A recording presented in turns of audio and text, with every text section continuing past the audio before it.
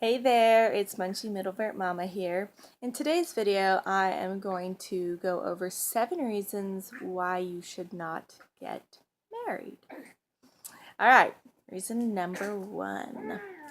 If you don't want to change, if you are just okay with the way you are and you don't want to have to change your habits, change anything about yourself or about your life, don't get married. It's pretty simple. Marriage is going to cause an upheaval in your life of a lot of change. So if you don't want to do that, don't get married. Reason number 2, if you are selfish or what I call a taker, you are just this all-consuming black hole. It's all about you. You just grab all the energy out of everybody and it just saps everybody's energy and just, complete drain. If you are just all about you, what can man do for you, what you deserve, what you need to have, all your needs, all your desires, or that kind of thing, don't get married. A selfish person will destroy a marriage. Yeah, you might end up staying married and not getting divorced, but I can guarantee you it will be a very unhappy marriage. So if you are just selfish, and I'm not talking about the few moments that we can all be selfish, I'm talking about all the time, don't get married. And may I just add in a disclaimer here? Don't look at yourself in the mirror and go, well, I'm not selfish. Ask the people around you, the people that you trust, to tell you the truth, and just prepare your heart for what they say, because you might think you're not selfish, and then they might look at you and go, well, yeah, you really are. And don't take that as, oh, I'm so pathetic. Take that as a, wow, I never knew. Thank you for telling me. I want to work on not being a taker, not being selfish.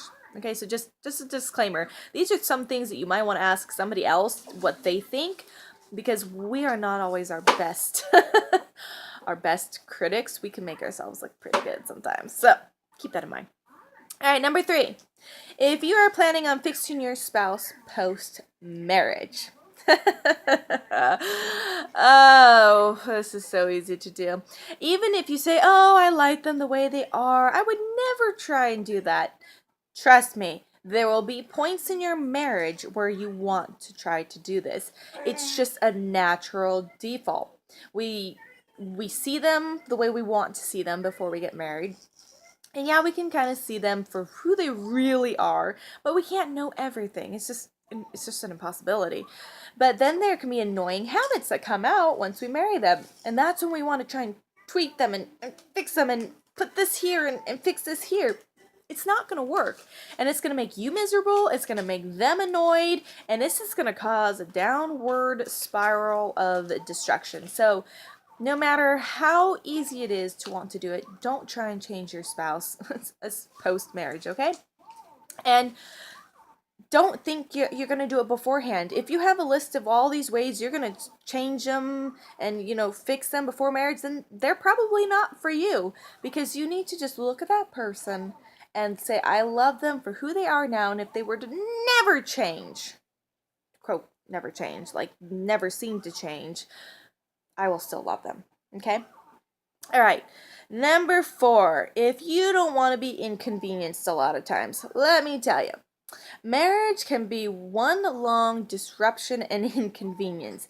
You now have to share the same bed. You now have to share the same living space. You now have to share the same bathroom. It can feel very inconvenient. Now you gotta go help them if they are driving home and their tire blows out. There's just a lot of different things that suddenly have a stronger pull on your time and resources, and it's just not all to yourself anymore. If you don't like being inconvenienced at all in that way of just having to be on call, as it were, all the time, don't get married, because you're going to end up hating it. Okay? Number 5, if you don't want to spend your life discovering and pleasing another person, don't get married. Marriage is where you say to that person on the wedding day, of course, in all the nice, pretty little aww lingo, is, I am promising to you this day that I am going to learn everything and anything there is to know about you. I want to get my PhD in whoever you're marrying, fill in the blank. That's what you're saying. If you don't want to, if you're just marrying them for the companionship, you just, that's what you're supposed to do, or because you love them. Love can compel you to learn about somebody, but that's not always the case. You have to actively want to and desire to know about this other person who just is, you just want to know about them. It's like a passion to you.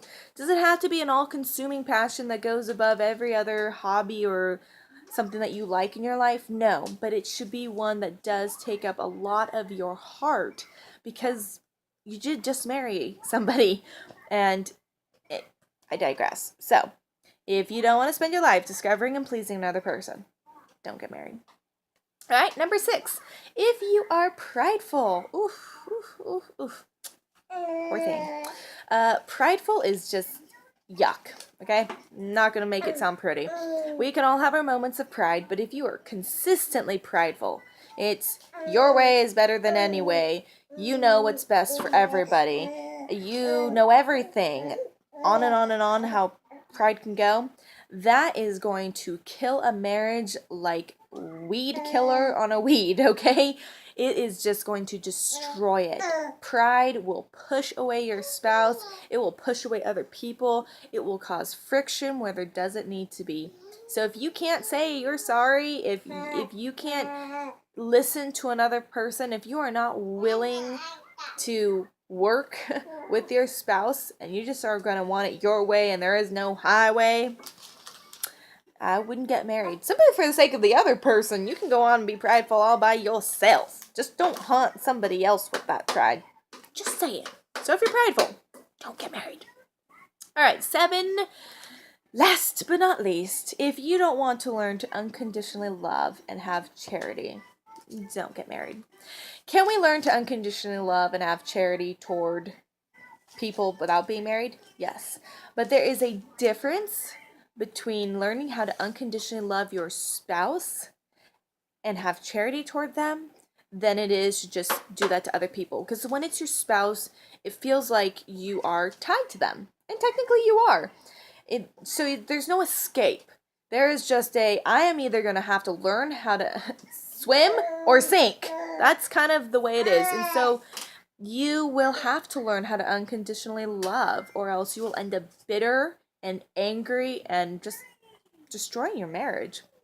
And to have charity just means having goodwill, thinking about your spouse, just loving them on the basic level of just being there for them and treating them with kindness and civility and a sweetness of spirit.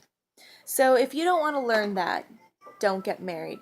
And it's the same with having children. There's an unconditional love that is just different towards your children than it is towards your spouse, and it is towards your parents, and it is towards your friends. It's just different aspects of how we love people, and it comes out in different ways, if that makes sense. So, those are my 7 reasons. I'm sorry, I know I keep only holding up 5 fingers, but my other hand is occupied holding the phone.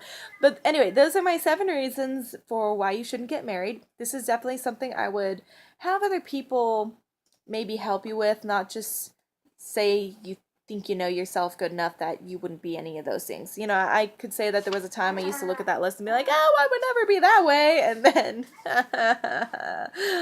I turned out to be that way sometimes. So we can all do it. This is just a list to encourage you to think really deeply about that life decision of marriage, and if you are those things, to not end up cursing yourself for another person by being this kind of a yucky person and marrying them. So anyway, enough said.